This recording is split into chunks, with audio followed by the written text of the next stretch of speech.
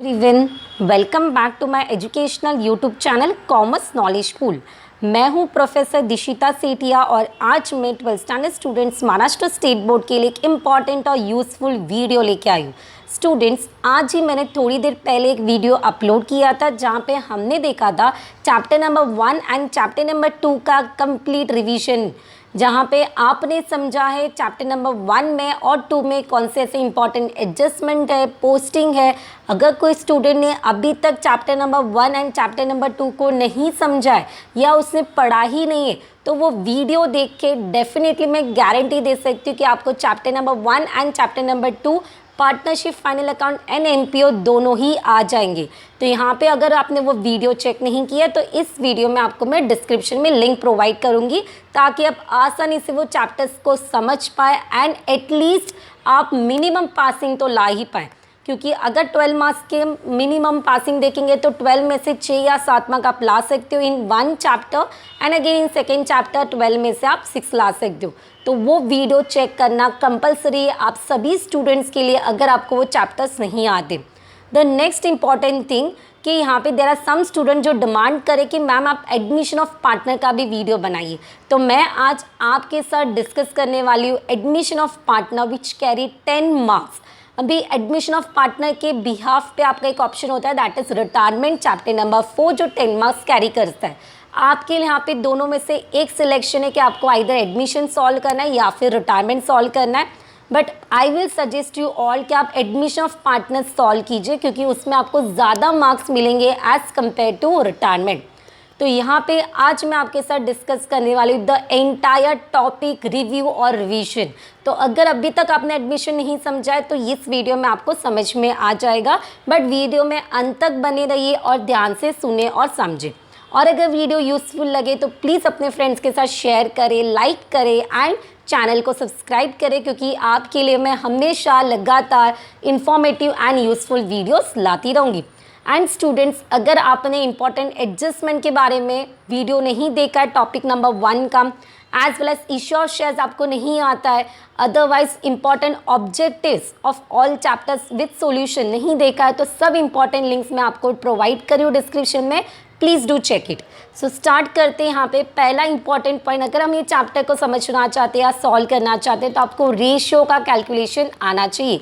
सो यहाँ पे पहला important calculation of new ratio, ये किस तरह से करना है। तो यहाँ पे मैंने एक प्रॉब्लम लिखा है student, A B C were the 3 partners sharing the profit and loss in the ratio of 3:2:1 where D is admitted for 1/4 share. Find the new ratio as well as sacrificing ratio। ये आपको 2 marks के लिए भी छोटे problems आ सकते हैं या फिर कैलकुलेशन के अंदर ही बड़े प्रॉब्लम में होगा। सो ये हम किस तरह से सॉल्व करेंगे, आपको न्यू रेशियो निकालना है एंड सैक्रिफाइसिंग रेशियो निकालना है। So first of all let's total share be 1। तो यहाँ पे टोटल शेयर आपका 1 होगा, ये हमें अज्यूम करना है। डी शेयर विल बी 1/4 क्योंकि यहाँ पे दिया D admitted by 1/4 share. Remaining share कितना बचा स्टूडेंट्स, तो 1 - 1/4 करेंगे तो आपको मिलेगा 3/4 whereas new share 3/4 into 3/6 क्योंकि हमने ऊपर देखा था स्टूडेंट 3:2:1 है तो 3/6 आएगा। 20 new share 3/4 into 2/6 and C new share 3/4 into 1/6। इस तरह से हमें एक रेशियो मिलेगा for A B C 9/24, 6/24, 3/24। D share already हमें गिवन था दैट इज़ 1/4, बट अगर हम एलसीएम करना चाहते हैं इसके लिए हमें 6 से डिवाइड करना होगा। अगर हम 6 से डिवाइड करेंगे तो ऊपर भी हमें 6 लिखना होगा, न्यूमरेटर एंड डिनोमिनेटर, तो हमें मिलेगा 6/24। तो इस तरह से हमारा ए बी सी डी का न्यू रेशियो बनेगा 9:60:3:6, जिसको हम सिंप्लीफाई करके हमारा आंसर बनेगा 3:2:1:2। अभी हमें न्यू रेशियो तो मिल चुका, बट हमें कौन सा रेशियो निकालना है, सेक्रीफाइस रेशियो। तो उसका फॉर्मूला है old ratio minus new ratio where A equal to 3/6 which is already given minus new ratio अभी हमने निकाला 3/8। अगर हम माइनस करेंगे तो हमें आंसर मिलेगा 6/48। इसी तरह से बी और सी का भी मिलेगा। तो इस तरह से हमें sacrificing ratio and new ratio दोनों मिल चुके। और अगर हमें फॉर्मूला पूछा न्यू रेशियो का तो it can be old ratio minus sacrifice ratio. इसको अगर हमें समझना है तो आप टेक्स्ट बुक के पेज नंबर पे 127 एंड 128 पे जाएंगे तो आपको रेशियोज के कैलकुलेशन के सिंपल एग्जांपल्स मिल जाएंगे, वो समझ के भी आप कर सकते हो। So let total share be 1 minus जो शेयर गिवन होगा, इस तरह से हमें सॉल्व करना है।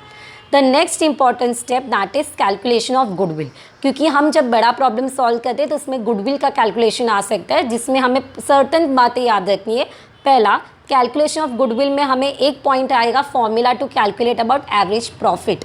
तो एवरेज प्रॉफिट का हमारा कैलकुलेशन कैसे होगा, टोटल प्रॉफिट जो नंबर ऑफ ईयर्स का प्रॉफिट दिया होगा upon number of years. Goodwill कैसे निकालेंगे, अगर एवरेज प्रॉफिट दिया होगा तो average profit into number of years purchase, इसमें 2 ईयर्स हो सकता है परचेज, 3 ईयर्स परचेज हो सकता है। तो हमारा जो एवरेज प्रॉफिट का आंसर मिला उससे इंटू करना है number of years, you will get goodwill of that year. Third, आपको calculation of normal profit, again formula given capital employed upon number of years and into NNR। तो यहाँ पे again normal profit का हमें formula use करना है, तो उसमें हमें आंसर, उसके बाद सुपर प्रॉफिट का हमें फॉर्मूला निकालना है। तो सुपर प्रॉफिट कैसे निकालेंगे, एवरेज प्रॉफिट जो हमें पहले मिला था माइनस नॉर्मल प्रॉफिट करेंगे तो will get the super profit, and फिर गुडविल हम निकालेंगे super profit into number of year purchase. अभी इसमें समझे सिर्फ एवरेज प्रॉफिट निकालने के लिए भी बोल सकते हैं, सुपर प्रॉफिट बोलेंगे तो हमें एवरेज प्रॉफिट भी निकालना पड़ेगा, नॉर्मल प्रॉफिट भी निकालना पड़ेगा, एंड फिर गुडविल का कैलकुलेशन आएगा। सो ऑल स्टेप्स करने के बाद आपको गुडविल आएगा। जिस तरह से आपको सामने पूछा रहेगा तो उस तरह से आपको सॉल्व करना है। ये जो इन्फॉर्मेशन है आपको सॉल्व एग्जाम्पल मिल जाएंगे ऑन पेज नंबर 129 एंड 130, तो आप उसमें देख सकते हो। उसके बाद third step, accounts to be prepare. कौन से अकाउंट हमें प्रिपेयर करने होते हैं अगर हम एडमिशन का प्रॉब्लम देखते, तो जिस तरह से हम एडमिशन का प्रॉब्लम पेपर में आएगा तो पहले ही आपको 3 अकाउंट प्रिपेयर करने students, which are they, first is revaluation account, जिसको हम दूसरा नाम देते हैं profit and loss adjustment account. Either one of them आप कोई भी यूज़ कर सकते हो। अगर नीचे बोला है प्रॉफिट एंड लॉस एडजस्टमेंट तो हमें वो ड्रॉ करना है, अगर रिवैल्यूएशन टर्म यूज़ किया तो रिवैल्यूएशन बनाए, दोनों का मतलब एक है। नेक्स्ट आपको जो अकाउंट प्रिपेयर करना होगा that will be your partners capital account and last will be your balance sheet. तो यहाँ पे हम अच्छे से समझेंगे कि हमें रिवैल्यूएशन अकाउंट प्रिपेयर कैसे करना है। तो स्टूडेंट्स यहाँ पे पर्टिकुलर अमाउंट ये फॉर्मेट होगा।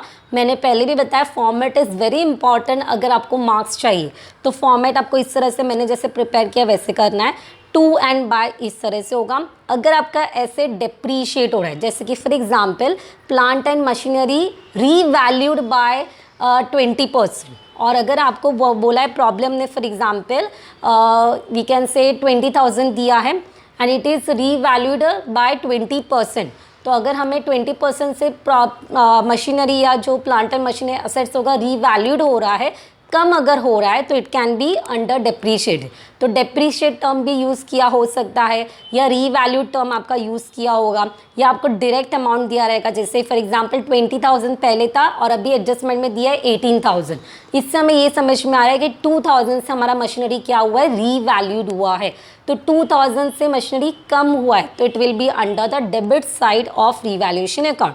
पर अगर बोला है कि 20,000 ऊपर दिया है बैलेंस शीट में और आपको नीचे एडजस्टमेंट दिया revalued that is at the amount of 22,000, तो इट मीन्स पहले मशीनरी 20,000 का था, अभी 22,000 का हुआ है, तो इट इज़ एप्रीशिएटेड। तो अगर स्टॉक का वैल्यू बढ़ रहा है, मशीनरी का वैल्यू बढ़ रहा है, तो इट विल बी अंडर एप्रीशिएटेड, तो आपको लिखना है क्रेडिट साइड। तो अगर असेट एप्रीशिएट हो रहे, वैल्यू इंक्रीज हो रहा है, तो it will be on credit side, और अगर वैल्यू कम हो रहा है तो it will be on debit side.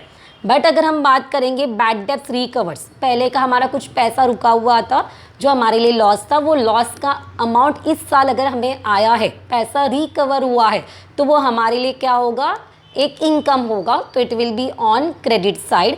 But अगर लॉस में पैसा चला गया है, आरडीडी या बैड डेब्ट्स, तो वो आपका आएगा डेबिट साइड। पैसा रिकवर हुआ तो it will be on credit, अगर नहीं हुआ है रिकवर, लॉस में गया है, तो it will be on debit.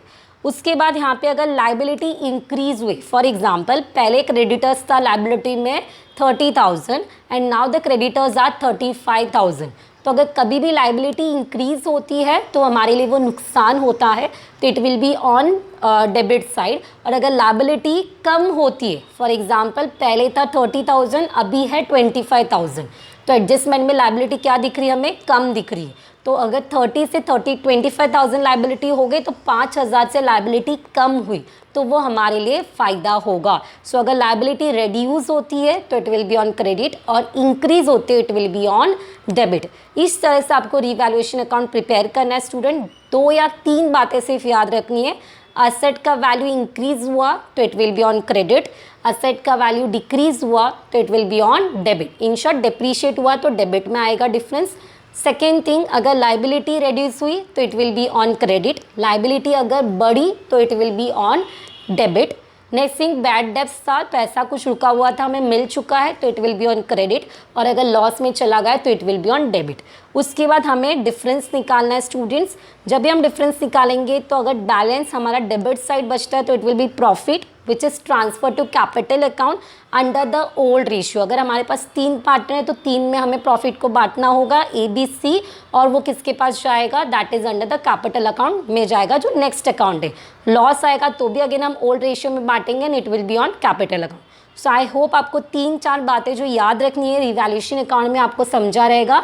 Appreciation, depreciation, liability increase और लायबिलिटी डिक्रीज, ये आपको बातें वो याद रखना है। जो डिफरेंस अमाउंट है आपको सिर्फ यहाँ पे पुटअप करना है। पार्टनर्स कैपिटल अकाउंट उसके बाद प्रिपेयर करना होता है ABC। For example A and B are the old partner and C नया पार्टनर एडमिट हुआ है, तो पहला बैलेंस शीट में से हमें कैपिटल का वैल्यू मिलेगा तो बाय बैलेंस ब्रॉट डाउन आएगा, हम AB में लिख देंगे। फिर जो हमारा प्रॉफिट हुआ था वो हम यहाँ पे बांटेंगे, लॉस हुआ रहेगा तो डेबिट साइड आएगा।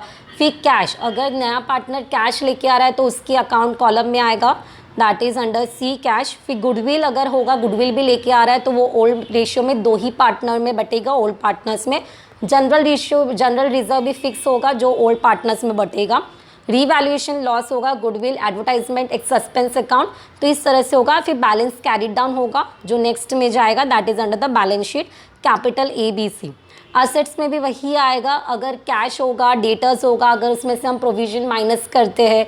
फिर बिल रिसीवेबल अप्रिशिएट हुआ है, वैल्यू बढ़ा है, इन शॉर्ट असेट्स का वैल्यू बढ़ा तो हम क्रेडिट साइड लिखते हैं, वैल्यू कम हुआ तो हम डेबिट साइड लिखते हैं। तो डेप्रिसिएट जैसे हम माइनस करते उसी तरह से क्रेडिटर्स होगा, बिल्स पेबल होगा, वर्कमैन कंपेंसेशन रिजर्व अगर इंक्रीज़ हुआ है तो वो हमारा लायबिलिटी इंक्रीज़ कर रहा है। तो इस तरह से हमारे बैलेंस शीट आ जाएगा। आपको बैलेंस शीट एज ऑन 1 अप्रैल 2022 जो गिवन है वो आपको लिखना है स्टूडेंट्स।